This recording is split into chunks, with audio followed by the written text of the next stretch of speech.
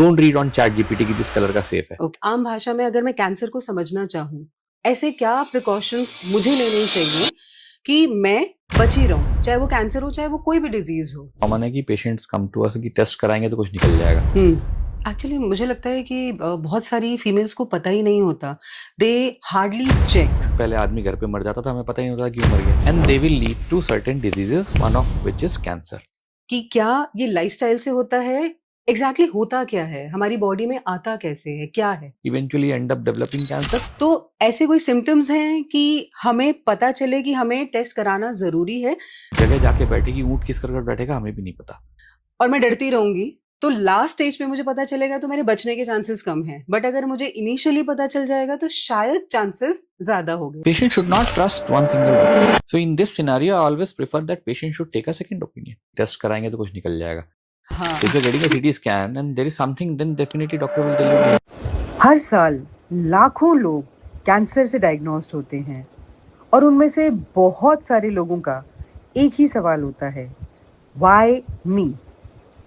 आज का एपिसोड बहुत खास है बिकॉज इस व्हाई के आंसर आज हम ढूंढेंगे। I am Simran Sharma and आज के जो हमारे गेस्ट हैं वो है doctor Piyush Agarwal, someone who has dedicated his life to treat and understand cancer at the deepest level. आज हम बात करेंगे कि कैंसर के क्या कॉजेस होते हैं, प्रिवेंशन क्या होते हैं, ट्रीटमेंट कैसे करना चाहिए एंड वो सारी मिस्टेक्स जो हमें पता नहीं होती बट हम अननोइंगली कर देते हैं। और सबसे इम्पॉर्टेंट बात, अगर आपके परिवार में किसी को कैंसर हो गया है तो उसका ध्यान कैसे रखना है। Today we are honored to host a distinguished name in the field of oncology, Dr.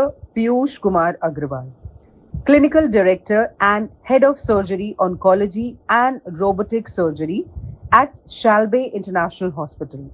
With over 2 decades of experience, Dr. Agrawal has at the front foot of cancer treatment, specializing in robotic and cancer patients. Welcome, Dr. Piyush. Thank you. It's my pleasure to have you today on my show. It's my pleasure to be here. Thank you so much. So, Dr. Piyush, मैं ये जानना चाहती हूँ कि आजकल cancer के cases जो हैं वो इतने बढ़ गए हैं, पहले नहीं थे या पहले भी थे और अब ज़्यादा हाईलाइटेड हो गए हैं because you are a oncologist. Daily आप पता नहीं कितने पेशेंट देखते होंगे। So what is the reality? So let me basically phrase it in few parts. Okay. So अगर आप देखो कि पॉपुलेशन बढ़ गई, पहली चीज़ तो सो अगर पहले आप 50 करोड़ थे, आप 150 करोड़ हो गए, तो और डेफिनेटली नंबर ऑफ केसेस 3 गुना बढ़ गए। ठीक है। डायग्नोस्टिक मेथड्स हमारे पास अच्छे आ गए। पहले आदमी घर पे मर जाता था, हमें पता ही नहीं होता क्यों मर गया। So now you have better diagnostics in hand, so you are now able to detect the cause behind the death. So in many of the cases, the cause behind the death is cancer. Third, definitely your lifestyle has changed. Lot of smoking, alcohol, junk food, pollution, pesticides, these have crept in. Okay. So once these starts creeping in, they will cause certain changes in your body in terms of changes into DNA, which we call mutations. And they will lead to certain diseases, one of which is cancer. Then age बढ़ गई।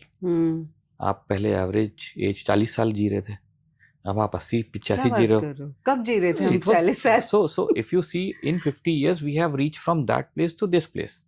So अगर हम अब 80-85 तक पहुंच गए तो जो आपकी ओल्ड एज की बेसिस पे जो डिसीजेज है, क्योंकि आप सिर्फ कुछ म्यूटेशंस हैं जो आप लेके आते हो पैदाइशी, कुछ है आप एक्वायर करते हो, they're called acquired mutations. So cancer is hereditary? both. Okay. Both. So there will be certain patients जिनमें की because they have inherited some mutations, they will eventually end up developing cancer. And there are people who have basically got this mutation across their life. So when you grow up, you get few mutations, radiations, pollution, your pesticide, these keep on creating. So these are acquired mutations. So ये acquired mutation, और अगर हम देखें number of patient जो हम देख रहे हैं, so right now see cancer में काम बहुत हुआ है.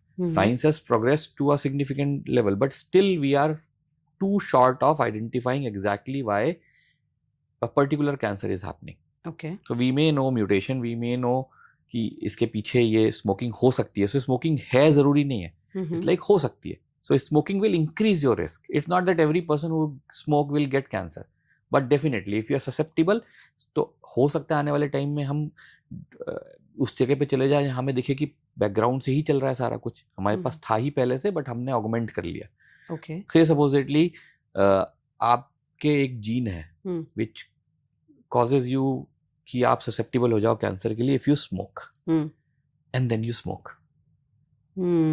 So see, there will be people who will smoke throughout their life. They will be chain smokers and they live till 80, nothing happens, no cancer, nothing. And there will be people who started smoking 1.5 साल के अंदर cancer आ गया.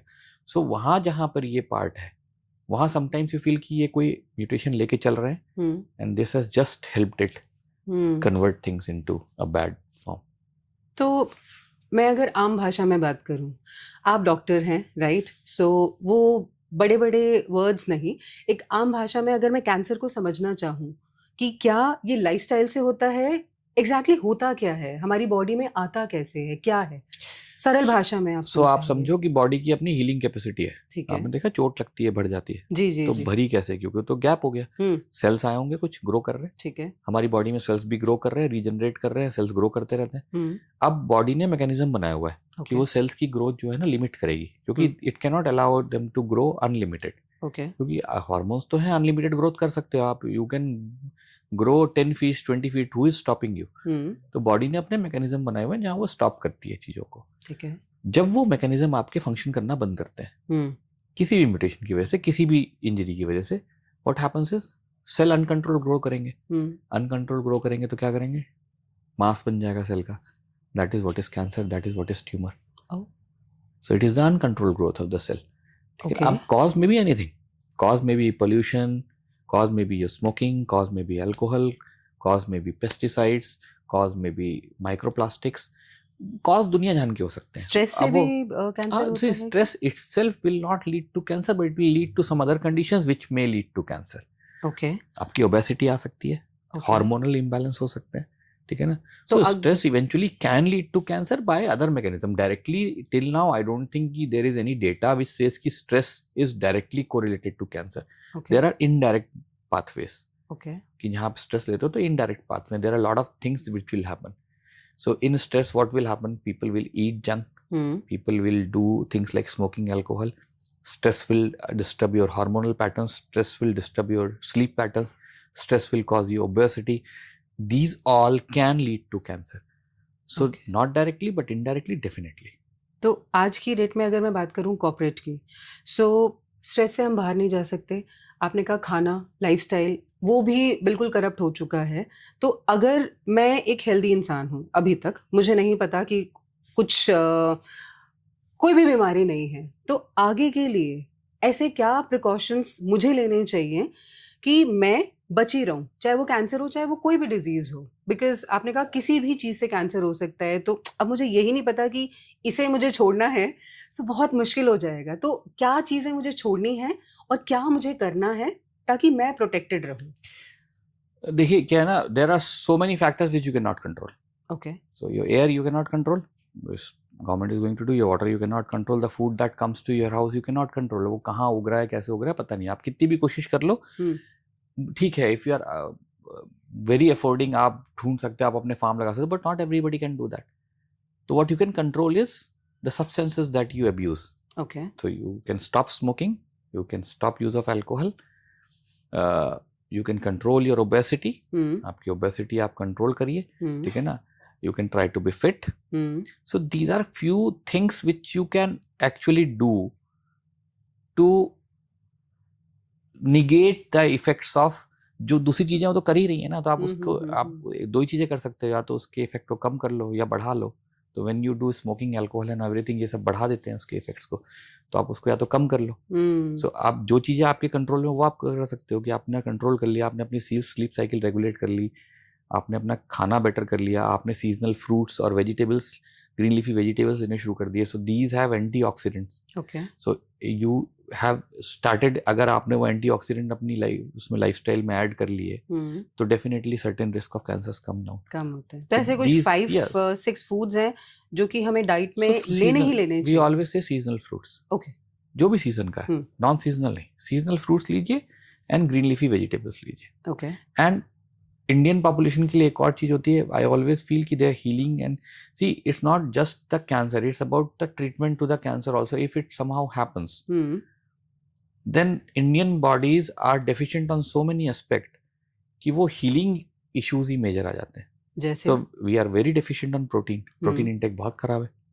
I agree. So हम जब surgery करते हैं हमारा सबसे बड़ा स्ट्रेस, सर्जन का स्ट्रेस ये है कि अगर सब सही भी कर रहे हो और प्रोटीन का पेशेंट का एल्ब्यूमिन कम है तो हीलिंग किस जगह जाके बैठेगी, ऊँट किस कर बैठेगा हमें भी नहीं पता. So अगर वो सब कुछ ठीक है, पैरामीटर्स नॉर्मल है, तो मेरे लिए बड़ा इजी हो जाता है बिकॉज हीलिंग बहुत हो जाती है. Plus every treatment that you go is a major treatment. So उससे वो बाहर आने के लिए यू नीड स्ट्रांग बॉडी.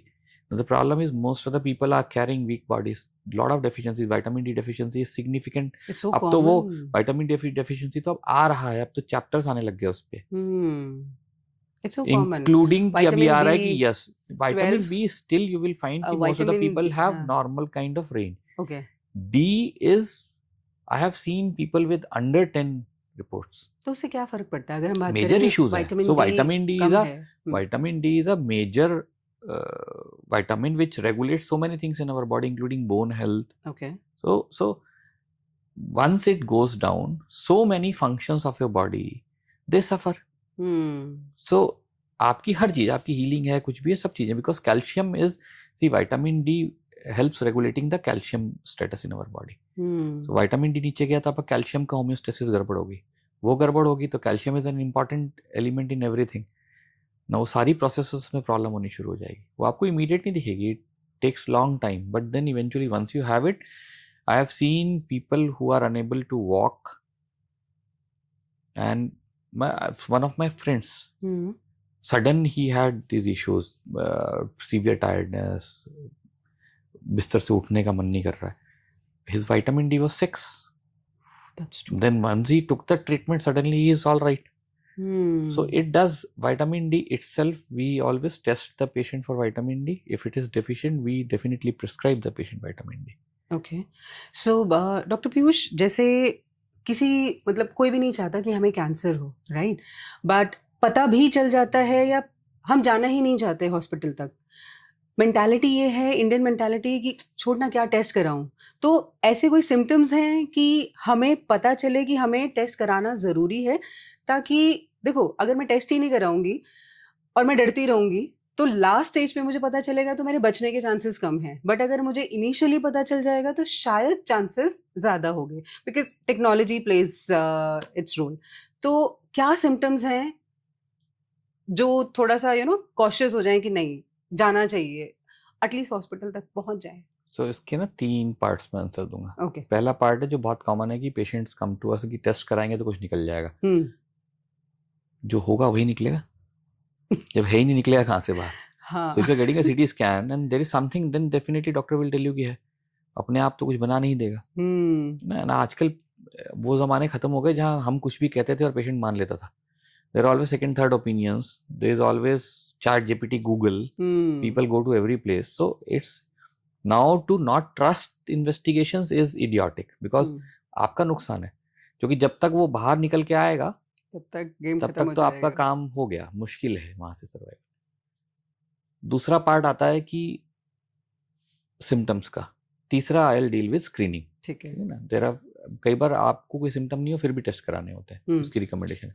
तो सिम्टम आप एक बात समझिए कि हर इंसान को अपने शरीर का पता है ना. हम कैसे दिखते हैं, हमारे ऑर्गन के साइजेस जितने भी एक्सटर्नल हैं कैसे हैं, शेप साइज कैसे हैं, सिमेट्री कैसी है, हमारी जुबान कितनी बाहर निकलती है, आवाज़ कैसी है. कोई भी चेंज है आपकी ज़िंदगी में, आपके कहीं भी स्किन में कलर चेंज हो गया, कहीं स्किन में कोई गांठ आ गई, ग्रो करना शुरू कर दी, शरीर में कहीं भी गांठ आ गई, कोई अल्सर हो गया जो हील नहीं कर रहा है, आपने ट्रीटमेंट लिया 15 दिन, कोई तरीका ही नहीं हील कर रहा है, then you please go to the doctor and get the biopsy done. Let him see at least, then they will at least assure you भी कुछ नहीं है.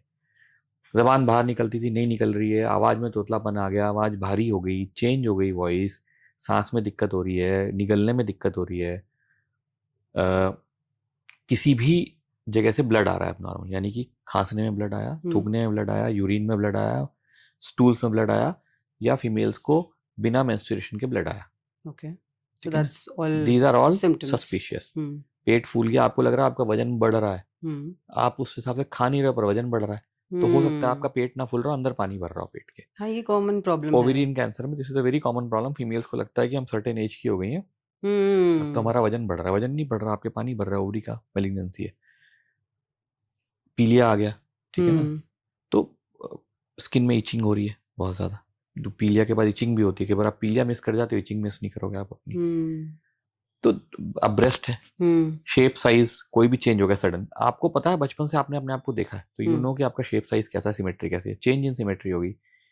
कोई भी निपल में से डिस्चार्ज आना शुरू हो गया, any colour, don't read on chat GPT कि दिस कलर का सेफ है, okay, that is not for you. हाँ, सो सेफ है कि नहीं वो हम बताएंगे. Please come to us and we will tell you कि सेफ है कि नहीं है ना.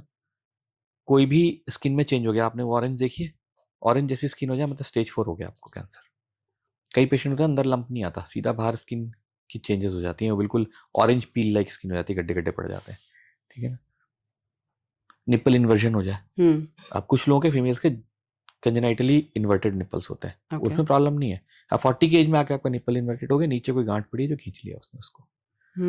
Axilla, we always female will take care of their breast, not axilla. कई बार यहाँ गांठ पहले आती है, यहाँ नहीं दिखती है.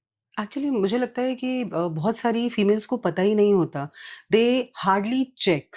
जैसे कहते हैं ना कि आपका रेगुलर आपको चेक कराना चाहिए हर 6 महीने में breast, there is a proper procedure, that I will tell you. But people I think females they feel कि नहीं ना यार, और वो ध्यान ही नहीं देती. अच्छा, अगर मैं रेशो की बात करूं, again out of curiosity, male versus female cancer patient ज्यादा कौन से आते हैं आपके? क्या बात कर रहे हो? ओके, सो उनके क्या रीजंस होते हैं? भगवान ने बनाया हमको ऐसे, हर चीज हमको ज्यादा देता है. तो so covid the mortality was more in mails.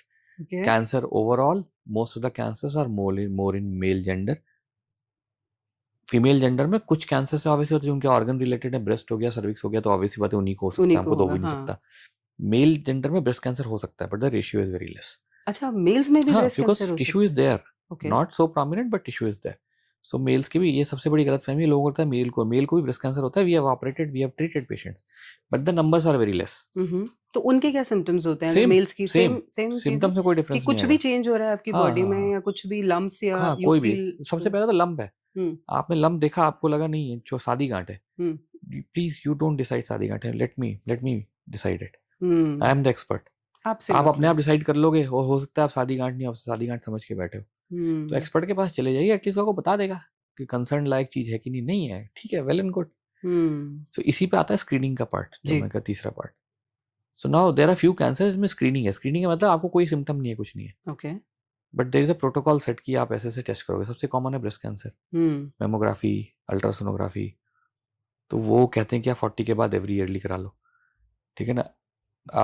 Self breast examination है वुमेन के लिए, प्रैक्टिस ही नहीं करती इंडिया में. इंडिया में तो खैर हर चीज के लिए it's available on YouTube, I think it's available everywhere. आप गूगल पे जाके टाइप करो, सब कुछ आ जाएगा, कैसे पाम ऑफ हैंड यूज करना है, कैसे क्या करना है, हर चीज है.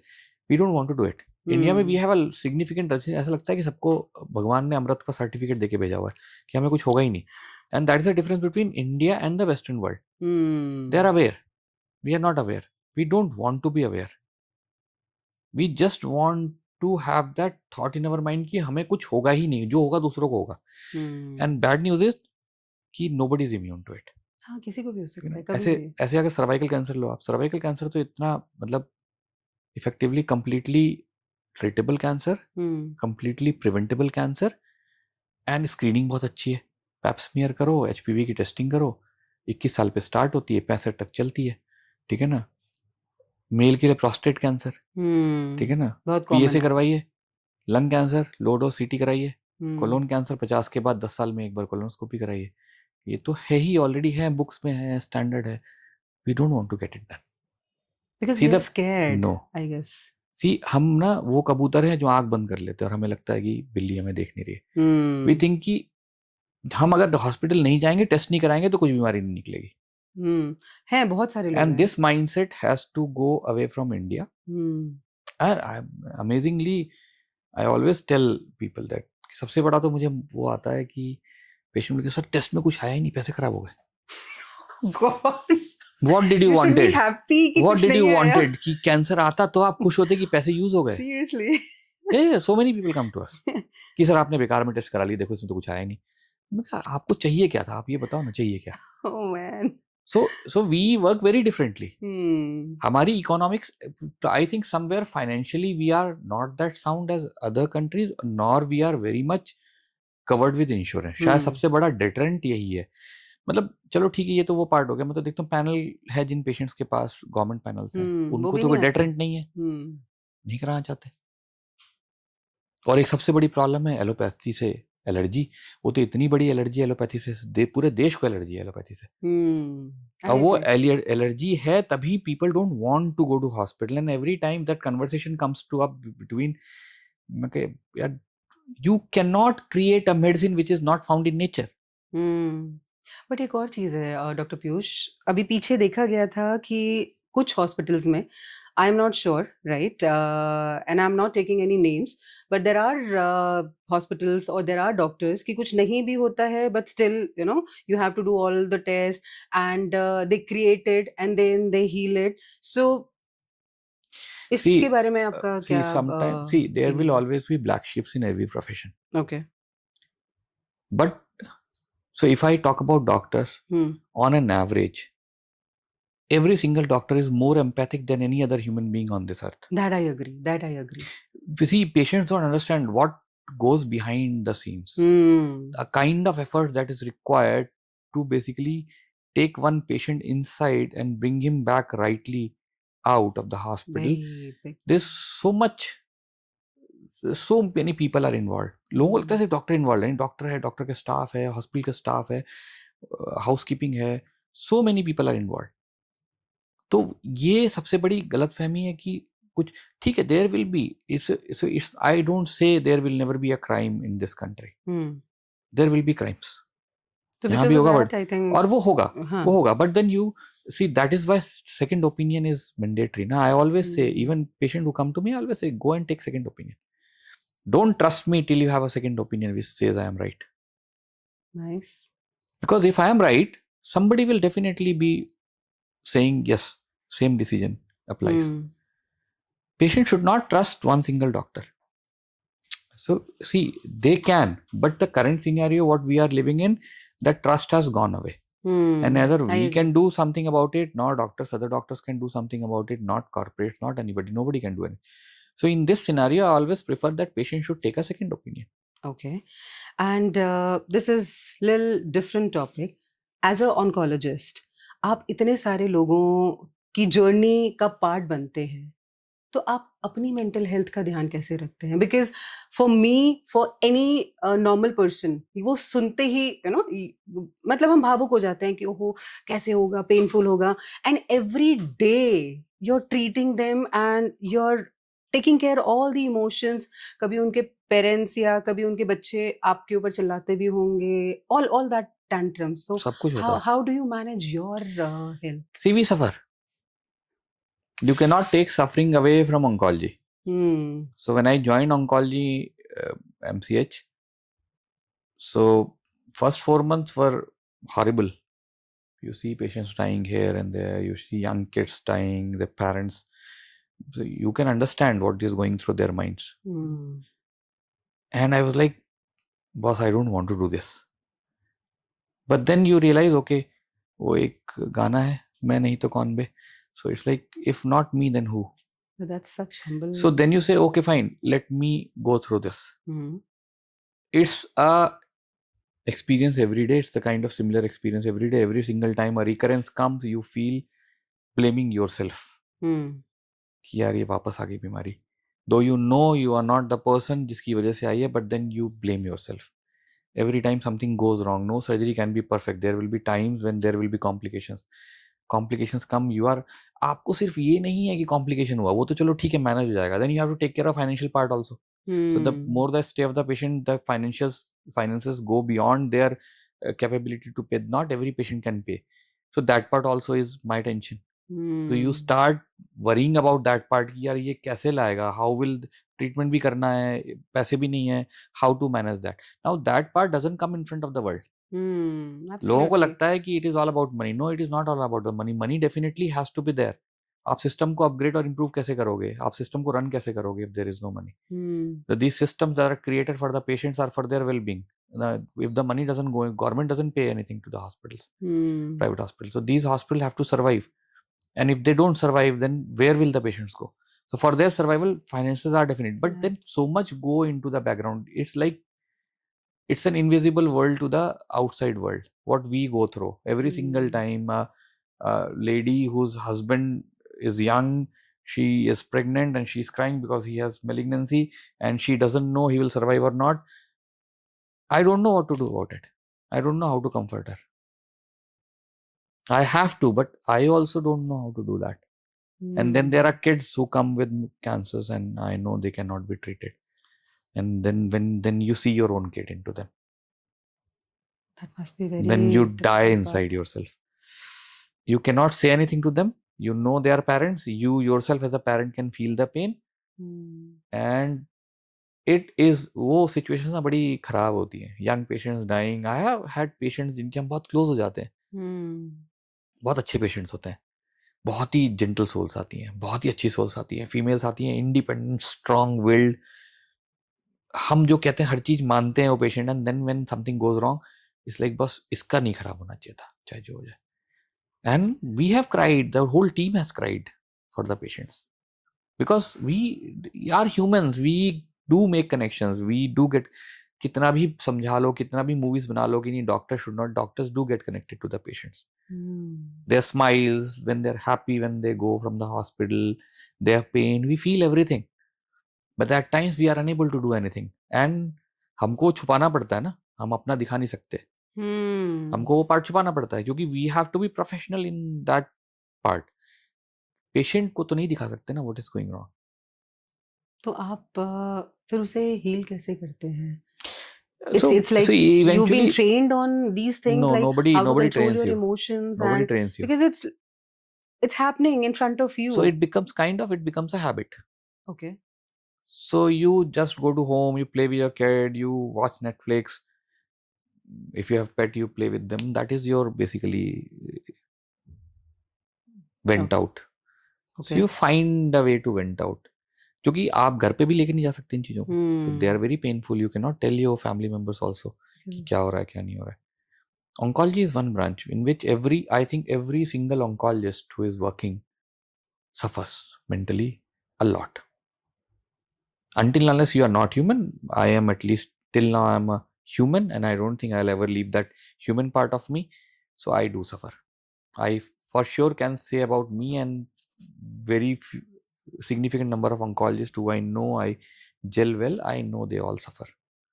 So every day. अगर कोई नया oncologist है, because you have pretty good experience, you've suffered already, so एक नए oncologist के लिए आप क्या suggest करेंगे कि उसे क्या नहीं करना, so that उसकी जर्नी थोड़ी इजी हो जाए? वैसे तो देखिए नहीं, पर्सनल एक्सपीरियंसेस होते मुझे हैं, लगता है but don't fleece the patient. Okay. आपके पास जब मरीज आ रहा है ना, वो रेवेन्यू चलता हुआ नहीं आ रहा है, वो इंसान आ रहा है, और वो इंसान अकेला नहीं है. आपको लग रहा है वो इंसान अकेला आ रहा है.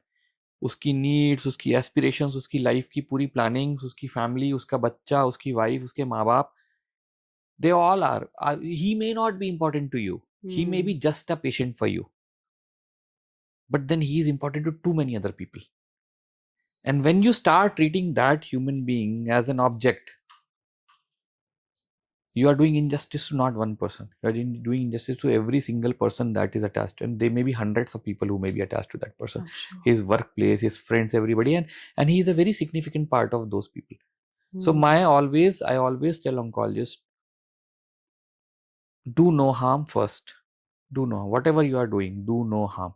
Your intent. See, sometimes I will operate and I'll have complications which will harm the patient. But my intent should never be to harm the patient for revenue. No, revenue will follow. If you'll do good job, eventually it will come. So do no harm. Any patient that is coming to you is trusting you, so don't harm them first. Second, be empathic. See, empathy and compassion are not about smiling and talking sweetly. No, that is not. So people mistake it for that. Every doctors think कि हमने smile करके अच्छे से बात कर ली, that is good enough. No, that is not good enough. Empathy is sitting in his shoes and understanding his situation. So sitting in your shoes, keeping your feet inside your shoes, feel that you are not able to feel what that person is going. That is not empathy. You are feeling empathy. True empathy is when you can understand what that person is going through, what his finances are, how will he manage, how will his family manage, what he is going through in his mind. एक female बैठी है, उसके पास 4 साल का बच्चा है, उसको तो आपने डायग्नोसिस बता दी, उसकी तो हालत खराब है. उसकी ये कंसर्न नहीं है अपनी, उसको ये लगता है इस बच्चे को कौन पालेगा, क्योंकि fathers can never be mothers. Absolutely. I can never be a mother to my kid. I can only be a father. And I'll valiantly fail if I basically try to take up the mother part. So उस माँ को सही पता है ना, उसको माँ को पता है मेरे बच्चे को कौन पालेगा, दूसरा कोई भी दुनिया में उसको उसकी माँ की तरह नहीं पाल सकता. उसकी सबसे बड़ी कंसर्न वो है. एंड आप तो वो कंसर्न नहीं देख रहे हो, आप तो देख रहे हो कि हाँ कैंसर है. कैंसर नहीं है, बस कैंसर तो है, that you have to treat. और उसकी कंसर्न वो भी तो है. एक फादर है, उसकी कंसर्न क्या है कि इस बच्चे का फ्यूचर, मेरी फैमिली का फ्यूचर, मेरी वाइफ को कौन संभालेगा आगे. क्योंकि बहुत सारी चीजें डिपेंडेंसी एक दूसरे की, आप जब एक फैमिली बिल्ड करते हो डिपेंडेंसी एक दूसरे के ऊपर, सबसे बड़ा कंसर्न ही होता है. जो बच्चे हैं जिनके माँ बाप बीमार हैं, उनके ऊपर साया हट रहा है. किसी का इकलौता बच्चा है. तो प्रॉब्लम क्या है ना, आप जो सामने देख रहे हो उसके पीछे बैकग्राउंड ऐसा है. Now the problem is empathy, मतलब आप उस बैकग्राउंड को देख पाओ. हम ये देख रहे हैं, हमको देखना है कि कन्वर्सेशन आ कहाँ से रही है. That's really nice. Thank you so much, Dr. Piyush. I think आज आपने बहुत सारे मिथ्स भी दूर किए हैं एंड बहुत सारे लोगों को ये भी बताया है कि बच सकते हैं कैंसर से. जरूरी नहीं है कि हम फिट हैं तो हमें कुछ नहीं होगा. हम ना डॉक्टर्स भगवान हैं ना हम भगवान हैं. So thank you so much for your time and your knowledge. Thank you.